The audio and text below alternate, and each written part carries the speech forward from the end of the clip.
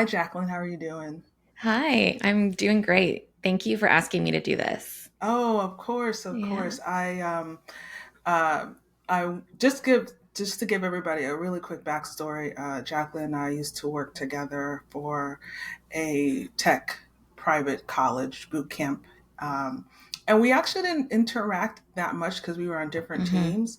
But I was telling her before we started recording that right before she left, we had a conversation, and I was just like, I want to talk more to her. So that's why she's here. So I'm really hoping I can use this as a to learn more about you.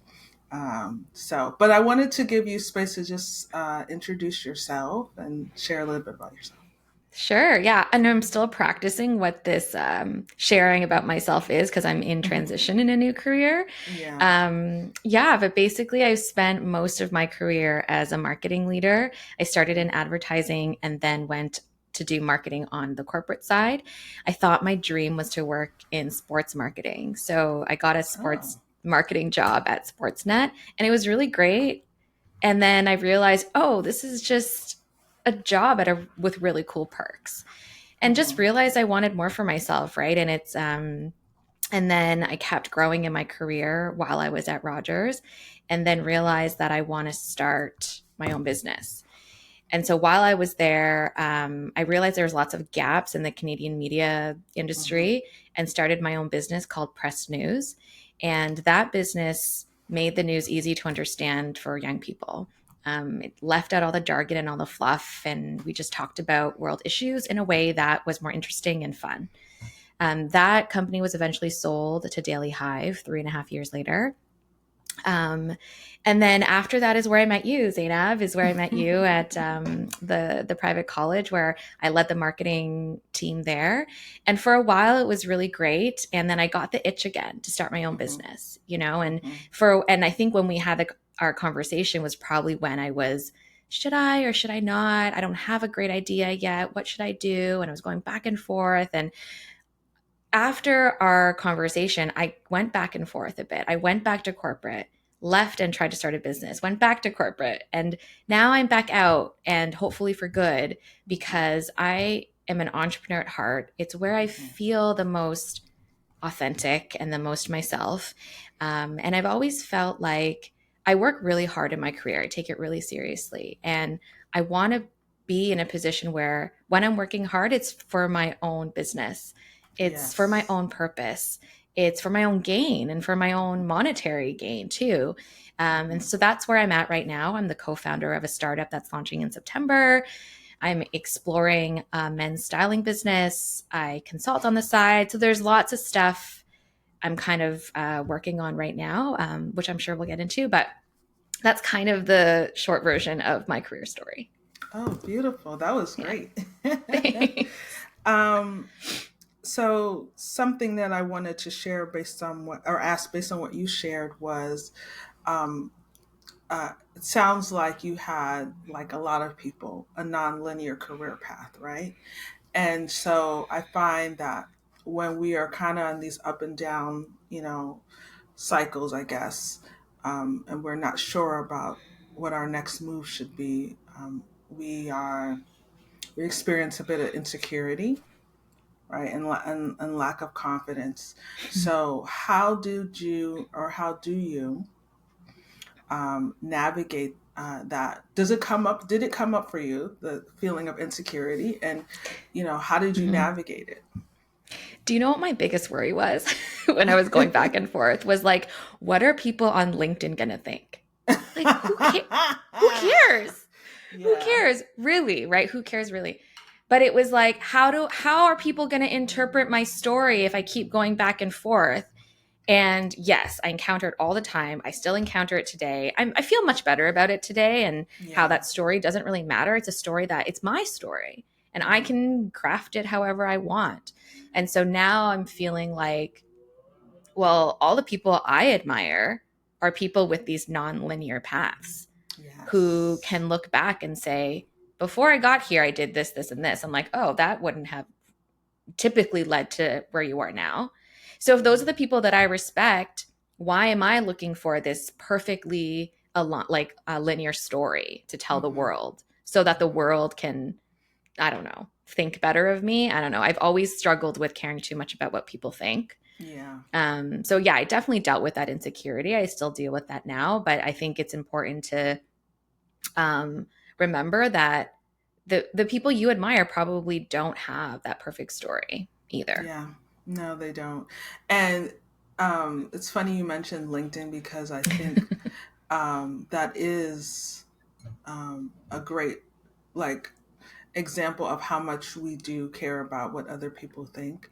And so one of the Yeah. things that I do to help myself is remember that for the obsession that I have of thinking about myself and what other people are thinking, the other person is doing the exact same thing. They're thinking Mm-hmm. about what everybody else is going to think, and so that just reminds me that nobody's really thinking about me. Well, that's so funny. I know this might not be the right thing to say in this No, in say this in this it. situation. When I've been struggling with this for a while, and I used to get home and be like, Dad, everyone had this board meeting and they didn't invite me. They're probably talking about me. And my dad's like, you are not that important. Poor. Yeah. They were for sure not talking about you. And I was like, Yeah, oh, you're probably right. And he's been yeah. right the whole time. Like, no, we're not like in everyone's mind like we think we are, because everyone's thinking about themselves. Yes, yes, and everybody's thinking how about how other people think about them as Yeah, well. But yeah, that's so I'm true. glad you mentioned that because I think that's something that a lot of the listeners can connect to is just there's this funny video from years ago, I think 10 years ago, and this a little girl sitting in the back seat and she's trying to put her seatbelt on and her dad wants to help her and she refuses to let him and she goes, "Worry about yourself. Worry about yourself." If I can find it, I'll see if I can like clip it in or something. It is the funniest thing. But it's literally she's probably like 3 or 4. And she's like, "You drive and worry about yourself." I wish I had that confidence. I love Right. it. She was like, "I'm gonna figure this out. You worry about Hmm. yourself." So that's wonderful. So the other question I wanted to ask you, in your journey to entrepreneurship, I find there is an interesting conversation with authenticity and entrepreneurship. And I wanted to know, how did it show up for you? Like, what was your journey to authenticity and entrepreneurship? Hmm. Yeah. First, it started with when I started Pressed, I was this naive first time founder who never really worked in the news publishing industry. And that like naiveness Mm-hmm. um, was, I think, really drove me to that authenticity, right? Because if I had Mm-hmm. known how hard it was, I would have been like, no, I'm not doing this. This is crazy. But I Mm-hmm. had a feeling, I had a gut feeling, I had a problem that I wanted to solve. And I went into it and I did it, and it was hard and it was cringy, and I did it anyways.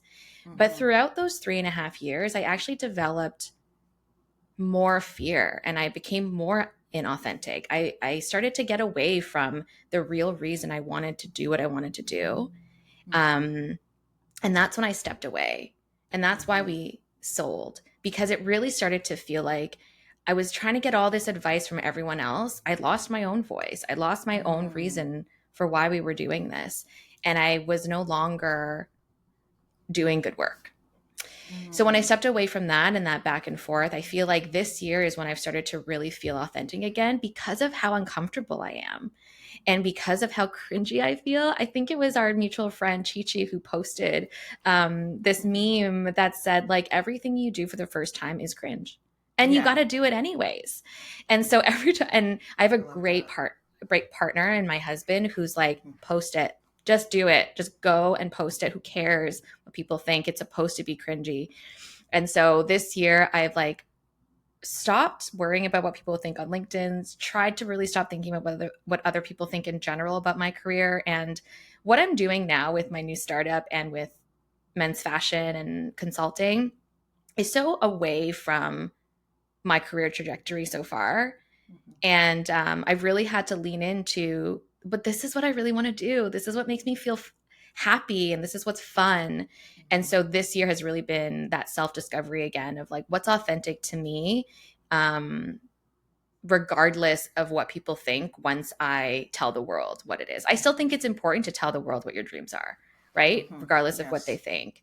Yeah. Um, so I think that this whole year has been like that discovery of like what's authentic to me. Hmm. I love that. I love that. Has it been a fun process for you, the discovery, or? No, it's horrible. It's horrible. It's like I would, when you're comfortable in your in your space of your career and working, Mhm. I sometimes feel like it's when you're not pushing yourself enough, Yeah. you know? Not to say that you're not doing things that are authentic, but for me, that's what it's been. Yeah. When I've been like really comfortable in a job, I'm like, oh, I'm coasting for me right now. And Yeah. my dad's always told me, if it doesn't scare you, it's probably not worth doing. Hmm. It's because it's those things that scare you. I feel like it's that thing in your gut that says, do it, go do it. It's Yeah. supposed to be a little bit hard. It's supposed to be a little bit scary. Yeah. I remember I was listening to a podcast, and the woman was reflecting on her life, and she was saying that she wished she had listened to her intuition more, right? Mm-hmm. I think with a lot of women, I find we're afraid to, because we're always thinking about everyone else around us, and and the only way that we can do that is to silence our voice, right? Or what Mm-hmm. or silence ourselves. And so that includes that intuitive voice that's saying, no, you should do this for yourself, and then the next thing you Mm-hmm. know, we're making excuses and so on and so forth. And just to kind of go off on a tangent a little bit, when I was growing up, my mom was a really creative person. And um, she eventually, I think she just became not obsessed with us, but she was always worrying about our well-being, as she Mm-hmm. should as a mother. But it came to a point where, like, silence in the voice. And I remember having a conversation with her, and she said, all I want to do is make sure you all are okay. And I said to her, Mom, if you take care of yourself, we will be okay. Yeah. Yeah. And I don't. And unfortunately, she passed away at a young age, at around 53. I'm But sorry. um, but I think that, thank you. I that was the first time that I remember, like, understanding the importance of self care, and not just how it benefits us, but also how it Mm-hmm. benefits you know the people around us, right? And how Yeah. we can show up for them better if we're in a good place. Yeah, So definitely. yeah, sorry. Go ahead, No, go I love ahead. that. Thank you for sharing that. Yeah. I was just thinking about too, like you're on the topic of whether this has been fun for Hmm. me and how mostly it's been hard. I Hmm. think like if I look back and think would I trade it to go back and be comfortable? Absolutely not.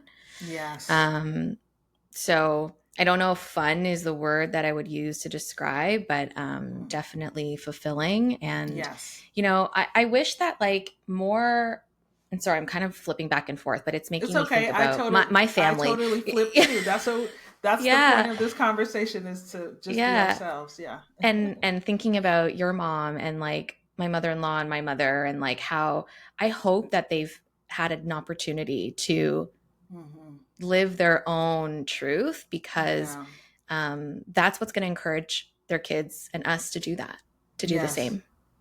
Exactly, exactly. Beautiful. Yeah. I think that what we just talked about are the feelings and the emotions that come up when you're talking about your career. And it's so tempting to just stick to the script. But these are the things, these are the experiences that you shared and I shared, that are intersecting with our career story. So it's Hmm. important to make space to talk about it. So I wanted to. just talk about your the work that you do and how you got into, because you're still very much, is it fair to say that working in a marketing space, and marketing is so broad, right, is something that is part of your career fulfillment? Like there will always be a connection to that, or Yeah. have you transitioned out of it? No, definitely. Like every business that I'm currently building, I'm Mm-hmm. leading the marketing of it. That's what's Mm-hmm. fun to me. It's like the Yeah. building, it's the go to market. It's yes, I love building a business. That's the part that I love, but I know I can do it well because of my past experiences. And I can see the trickle effect of all the jobs that I've had. Oh, I learned this there, and I learned this Mm-hmm. there, and I learned this there. Now I'm going to take it and bring it into my own business. I'm sorry, I don't know how to turn that off. What's going on? It's my text messages coming Oh, in. I'm not How do hearing I? anything, so you're Oh, you're not okay. hearing anything. Okay, good, good. No, you're good. Yeah, you're good. Um, yeah, so I'm definitely still the marketing lead because I love it. I think it's fun and it feels really natural to me. Mm-hmm. Um, and part of the reason why I continue to do consulting on the side for other businesses is because I don't want to get out of the game. I want to Yeah. continue to understand what those trends are, and like help other brands tell their stories because I want to know that I still got it, you know? So Yeah. I'm still doing that, also partially because of that reason. Yeah.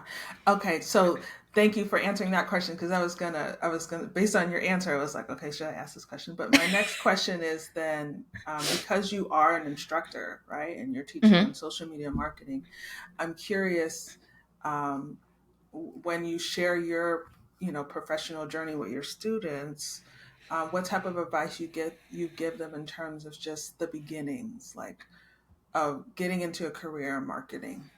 Hmm. What I tell them is that you don't have to decide what you want to do right now. That is my biggest piece Hmm. of advice. So many students are like, oh, I don't know what I want to do. I'm so worried. I'm like, that is totally fine. You just need to take one step. Go to your internship, do it. Do you like it? Do you not? It honestly doesn't matter as long as you come out with one great business connection or one great relationship. Um, to start in marketing, I always say like, don't try to learn everything in school because Hmm. the marketing industry in general is changing so quickly. I learned Yeah. so much stuff on the job, but a lot of students come to me and say, like, I'm going to go get a Google Analytics certificate and I'm going to go take an advertising course and I'm going to try to be a copywriter. I'm like, stop, go Hmm. get a job right now. Because as someone who has hired for more junior manager level talent, I care more about your work experience than I do about your education. I care about both, but I like need to know that you've had some work experience. So don't keep trying to get more and more education. Is some of the advice I've given to. I love that you say that, because even with individuals who are career pivoting, I find that they they tend to discredit the experience they had before when they make that pivot. Yeah, you're right. And it's like, but that's part of the 5 to 10 years of experience that they're looking for, right? It's Hmm. not just you were in this role, because realistically nobody stays in the same role for maybe even three No. years if that, if you're fortunate, you get more than 3 years, but Hmm. that's a small, that's a minority group. And so I love that you encourage them to have that experiential learning, Hmm. because that is really so much more impactful than sitting in a classroom or taking a course online. I mean, obviously we want to do those things as well, but Hmm. not don't discredit the experiential learning. Yeah. And I also tell students because they worry a lot about not having that work experience on their Yeah. resume. And especially with marketing and social media marketing and content, a lot of that work hands on, not, I wouldn't say work, I would say hands on experience. They're literally doing day to day for Yeah. themselves. You're Yes. using social media every single day. You're learning about, more about TikTok and Reels probably than your employer. So you Yes. can talk about that in your resume. Just because no one's paying you in like a corporate setting doesn't mean you're not getting that experience. So people forget that what they do every day, what they're doing for their personal blogs, all that stuff counts. Absolutely. Where do you think, as someone who is obviously observing social media and digital marketing, where do you feel is the next phase or direction for marketing?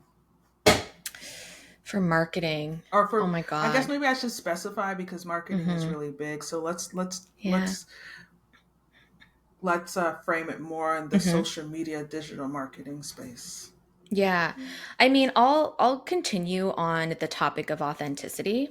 Yes, please. With all of this talk of AI and chat GPT, and I used it for the first time to help me craft a blog the other day, and it's Yes. so valuable for stuff like that, right? But Yeah. then on the flip side, I've seen my students not regurgitate, copy and paste a cover Yes. letter where I've like seen the same cover letter over and over again. That's not Yeah. what it's supposed to be used for.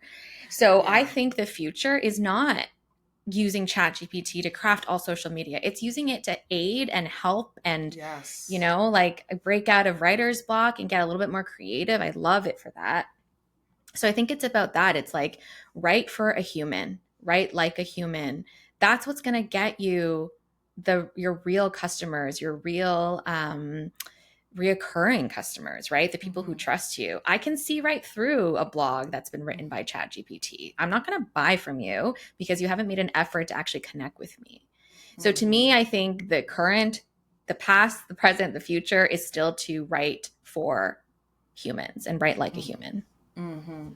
Yeah, I agree with you, and I think that despite the fact that AI is getting smarter and smarter as time goes on, um, there will never, I don't think it'll ever be able to emulate human intuition, or even like the Mm-hmm. spiritual connection that we have, with other people, like, Mm-hmm. yeah, you can track my spending habits, right? And you can create an algorithm around that. But can you look into my eyes and see the feeling and the emotion that I'm experiencing, Mm-hmm. when I see this ad, right? Or Yeah. so like I know I'm kind of like I'm the consumer, so that's what I'm sharing of Mm-hmm. it, and I think that, and I think also like we will protect our, I hope, humanness. Like I think that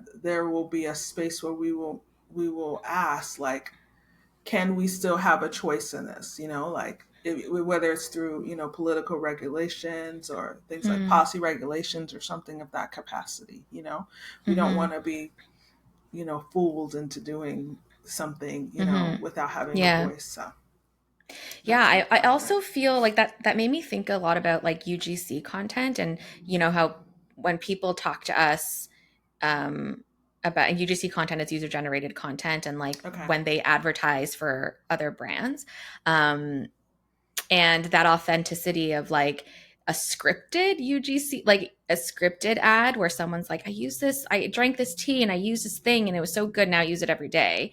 Versus when I see someone who's truly authentically talking about a product that they like, it's like, it's day and night.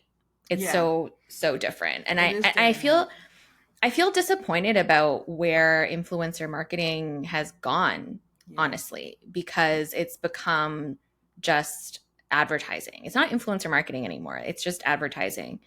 Um, yeah, it's disappointing because it could be used in such a good way. Yeah, I agree with you, and people are just copying, pasting, not just Hmm. ChatGPT, but other people's, Other strategies people, for, yeah. yeah, and it, I don't, which is something I struggle with because, as a business owner, I have to drive my business, but I'm always worried, like, am I coming off too fake, or am I coming off Mm, like, where's my authenticity in this process, and hmm. I question, like, am I holding myself back out of fear that I'm not being able to be real? Yeah. And how do you balance, I struggle with this too. How do you balance between talking about yourself so that you can Hmm. tell people about your dreams and like, put it out into the world Hmm. and being authentic and real and truly who you are? Because yes, you are your business, but they're still a little bit different. So how do you balance the two? I'm not going to lie. There are definitely times when I question, should I share a certain aspect of Mm-hmm. myself? Um, I tend to be somebody who overshares, and so Same. I tend to think about like boundaries. Like, is there, what is it that um, I should keep to myself, and what is it that I'm comfortable with other people knowing? And more importantly, the better question I ask is this going to make sense in the narrative that I have as a business owner? So, for instance, on my Instagram, I had a highlight and it was just a bunch of like random funny videos. And I didn't take it down. I like it, but I stopped adding to it because I was like, it just kind of sounds so different with everything else that I'm sharing in my Mm. profile. So unless I can kind of Mm-hmm. like reshape my narrative where that feels like it makes sense to be there, I probably won't add to it. But Mm-hmm. the biggest thing that I try to tell myself is that I'm my first customer. Mm. So That's like, good. yeah, so when I do things, I am thinking about the people that I'm serving, but it's easier for me to ask myself, well, what do you like? Mm-hmm. Instead of constantly asking other people what they like, because there's way more other people than there is me. So so it's just Yeah, like, that's do smart. you like this? Um, and I'm slowly asking folks for advice and feedback. I just hired a friend who was getting into social media marketing consulting, and his thing is like it's Cacti Agency, and his thing is like you can run your business without being like a prisoner of the algorithm. And he's Mm-hmm. like, because his point is like the algorithms, this it's going to change. It's constantly changing, right? Mm-hmm. So are you going to spend your time trying to chase that, or are you going to spend your time just being consistent and being yourself and being comfortable with who you are? So that's Yeah. kind of where I am right now. As a marketer, I really struggle with that too because Hmm. I see all the 10 things to do to get yourself at the top of the page and I'm like, Yeah. should I do these two things Yeah. because I want, um but then also like I actually would rather lean into the authenticity. It's easier, it's more fun, it's more Yeah. real, and in the long term it's more valuable to your customers. It's more valuable, and I think people who appreciate that will come to you, Mhm. right? Mhm. Like Very true. people who because I had a video that went viral, and like a whole bunch of folks started following me, and they don't really engage. And I asked Chris, who is the consultant, like, why do people follow folks and they don't really after one video? And he was like, there was something in that they connected with, and so it was worthy of them to you know find out more about you. And what I posted was something that I needed to hear in Mhm. that moment. So yeah, I agree with you. I also don't like, and this is no judgment, because this it appeals to someone, just not to me, when they're like, if you're not using this, then you're running out of time, or if Mm. if you're not in the AI game, then you're losing or something. I hate Mm. scarcity fear tactic types of messaging, Yep. because I want to take my time. Like I don't want to feel the pressure of like I got to hurry up and get into this, because I don't actually end up being as productive as I want to when I feel pressure to do stuff. So I Yeah. understand like the temptation to like you see certain things and you're like, "Oh, I have to hurry up and do that." And Yeah, definitely. so Trust me. Again, like as a marketer, I'm like, oh, I got to jump on every single trend, but then you don't do it well. You don't do it right. yes, you Hmm. don't do it well. I like this idea of like if you're going to, do something, do it well. Don't do a Yeah. lot of things and do it bad. Do one Oh thing and gosh. do it well. All of my clients, when they're like, I need a social media manager so I can get on top of all of my social media. I'm like, no, you don't. I mean, maybe you need a social media manager, but Yeah. you don't need to do all social media platforms. Absolutely not. Yeah. I have my main two are, I would say, LinkedIn, and it was Instagram, but Hmm. my Facebook, I'm getting the more organic engagement. And I think it's Interesting. because a lot of Facebook's crowd is a lot older. Hmm. Like I remember when Facebook launched and you had to have a college email to join, Yeah, I was basically. in university too. Yeah. And so that's still a very, very, like, people are really more active in that space. And so I'm like, I need to engage more, because I was just Hmm. ignoring it for no reason, but that's Hmm. kind of how I decide. And then if anything, I'll just make sure that I cross post. So I'll post on my TikTok, Instagram, and my Facebook. um, but I also make sure that I am engaging back in the spaces where people are responding to me. So we Hmm. could have a Great. super Yeah. long conversation on social media, but I want to get back to you, because for the listeners, before we started recording, one of the things that I was sharing with Jacqueline was this idea of the middle. And it's a concept I got from Brene Brown, where she talks about, when you starting something and ending something, is hard, but it's not as hard as being in the middle, because the middle is like you can't go back now, right? And then the middle is also like, but you got to keep going to the end. So, and Jacqueline had shared, that she, like me, we're both in the middle, and so I wanted to know for you, like, what are your goals for like the next 3 years? Yeah. Um, oh God, my goals for the, and I feel so happy thinking about what that's going to be like. Yes. Yeah, my goal for the next 3 years is to stay on track, Hmm. not get distracted by the fancy job titles that I could apply for and Yeah. get a comfortable annual salary. It's to stay on track with what feels good for me, what feels Mm. authentic, what feels real. And to me, that means, I'm launching a new business in September. I have a great business partner. I've never worked with a co founder, and it's been such a wonderful experience. And because we're both second time founders, we've been so structured in the way we've launched this business that it doesn't even feel risky. I mean, it is, Yeah. but it doesn't even feel risky. And I feel so excited about what that looks like for us. And in the next 3 years, we would have launched our business, we would have added products, we will have been hitting and exceeding our revenue targets for the year, all of Hmm. those great things. I would love to have, 3 to 5 men's styling clients who come back to me regularly every year. And I would like to continue to be teaching at Humber social media courses. And those are the 3 things that I want to continue doing over the next 3 years. I love it. Beautiful, beautiful. Yeah. Any pieces of advice you want to give to anyone who is listening to you, maybe wants to transition into starting their own business? Hmm. Let's end on that note. Yeah. Something that I hear from people a lot is, oh, Jacqueline or Zainab, I'm sure you hear this too. You're so brave for starting Hmm. your own business, You're so fearless. And I'm like, no, that's wrong. I am actually very fearful and I Hmm. constantly fear. And I think my Hmm. advice would be to, be comfortable with that fear.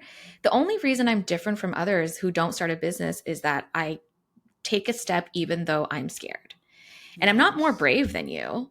Hmm. I'm not scared of less things than you. I just do it anyway.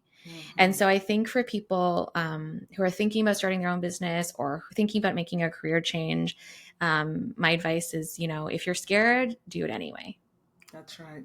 Do it scared. I think Do that's it going to be my scared. slogan for the second half of the year, because I've been hearing that a lot, and I Yeah. like it. Do it scared. Do it scared. Yeah. Thank you so much, Jacqueline. Where can You're welcome. people find you online? Any social media or websites you want to share? Yeah, the best place probably right now where everything is living is my Instagram, which is Jacqueline GYL. Sorry, it's at Jacqueline GYL. Okay. And I will be Yeah. sharing your socials in the episode notes and things like that. So thank you Yeah, so I much. This appreciate was that. Oh, you're welcome. This was such a great conversation, and I know we kind of like went in different directions, Yeah, but it just felt it's fine. very, organic, and I appreciate your honesty and you sharing, and it's really good to see you again. You too. Thank you, Zainab. Congratulations on this. And yeah, I hope it helps people. I hope people like tune in and get to know you as well. I think this has been such a great conversation as well. And thank you again for asking me to do it. You're welcome. Thank you. Yay, we did it. Yay!